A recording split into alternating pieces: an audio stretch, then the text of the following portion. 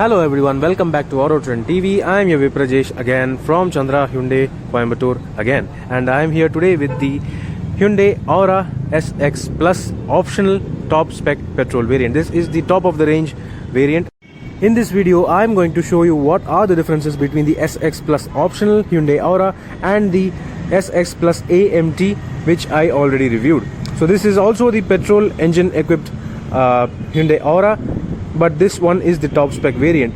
Well, from the exteriors you can definitely see that there are no differences. You get the very same dual bracket LED DRLs, you get the very same projector headlamps, and even the alloy wheels along with the projector fog lamps are exactly similar. And at the rear and on the sides too, you can notice the full chrome door handles with the C pillar in glossy black finish. The LED tail lamps are also very similar. Well, basically there is no difference on the exteriors. All the differences start and end on the inside itself. So let me just get inside the cabin now to show you what are the differences and what is the feature addition on this SX Plus optional. So yes, I am right now inside the top spec Hyundai Aura SX Plus optional manual variant. And basically a fact that you need to know is that the SX Plus optional top spec variant is available only with a manual transmission on the Hyundai Aura. So if you want to have an AMT version, too bad, the Aura SX Plus optional is not available with an AMT option.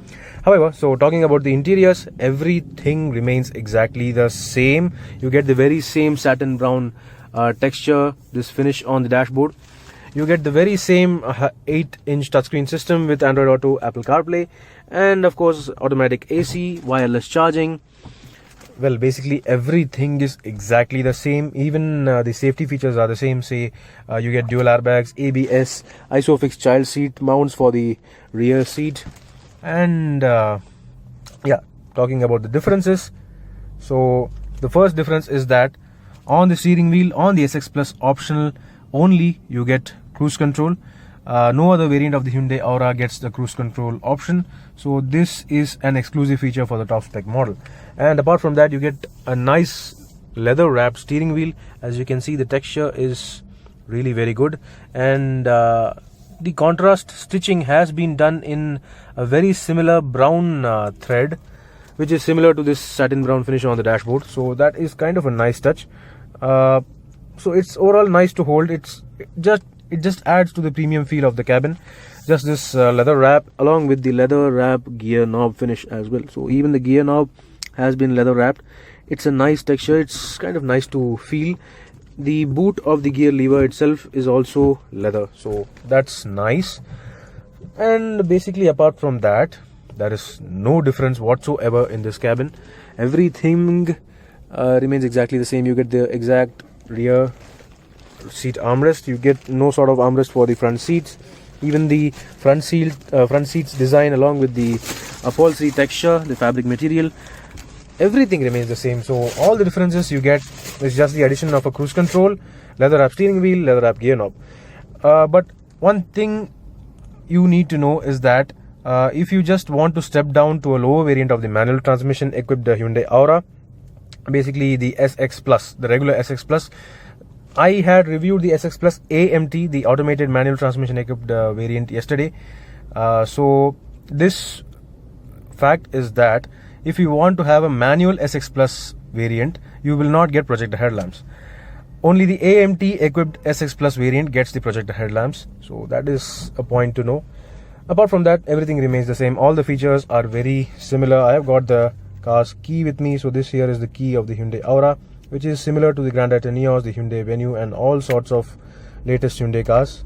So you get two smart keys. That's because you get a push button start from the SX Plus variant itself.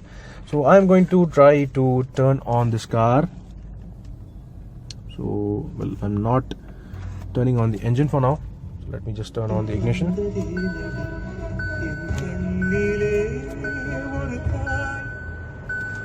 So as you can see, everything has been turned on.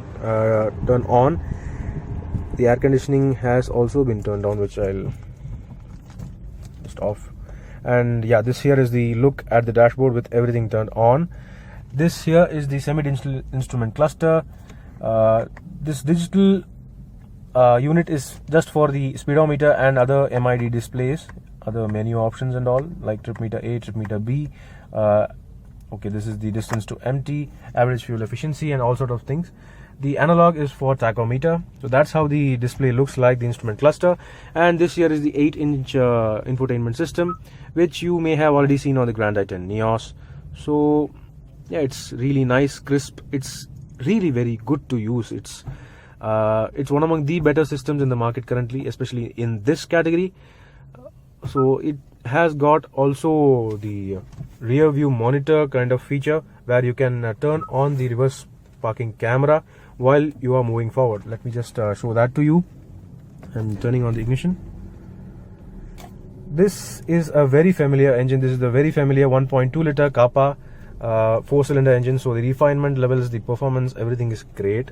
I am not yet to drive this car. So this car is basically getting ready for test drives and demo. So I am not yet allowed to drive this car. Before that, I'll just show you this. The vehicle is parked. I don't know why. Basically, I guess that you have to move the car a little bit to turn on the reverse monitor. So yeah, this here is the reverse rear view monitor, to be exact. I have not slotted the gear into reverse. It's in neutral. Still, you can have the option of viewing the rear camera. You can just turn it on whenever you like. So that's a really good feature. Basically, I say that this feature is not new to this Hyundai Aura, as Hyundai claims. Certain Tata cars also had this feature and still have that. Say the Tata Nexon, the Tata Tigor, and yeah, all other cars from that range have this kind of feature. I don't know why Hyundai claims that this is a brand new feature. Well, apart from that, you have got Android Auto, Apple CarPlay, and the display itself is really nice to use. Apart from that, you also get iPod connectivity, Bluetooth connectivity, and you even get the option of connecting your smartphone to this and operating certain controls via your smartphone itself. So that's a really good feature. I am just turning on the air conditioning because it's really very hot today, and the air conditioner works totally fine. It's exactly similar to that of the Grand i10 Nios. So that's really nice. You get the wireless charger, so that's also available. And basically that's it. That's all the difference you will get on the SX Plus optional.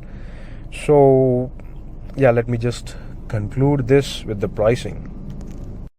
Before I conclude this review, let me just pop open the trunk again to show you the boot space, because yesterday I was not able to show the boot space clearly in the dark. So this here is the overall trunk space, or the boot space of the Hyundai Aura. It's around 402 liters in capacity, which is really well shaped, nicely designed, and all round carpeted. So it's nice. It's really good. It's at par with all the competition. So that's really a plus point for the Hyundai Aura. So that was all about the Hyundai Aura SX Plus optional. This is the top spec, top of the line variant of the Hyundai Aura range. So yeah, I think that it's got even cruise control, so that makes even highway drives really convenient and friendly. So do let me know in the comment section below, what do you think about Hyundai Aura's SX Plus optional variant, and the pricing is on the screen for you over there. So meanwhile, this is Viprajesh signing off. See you on another video. Thank you for watching. Bye bye.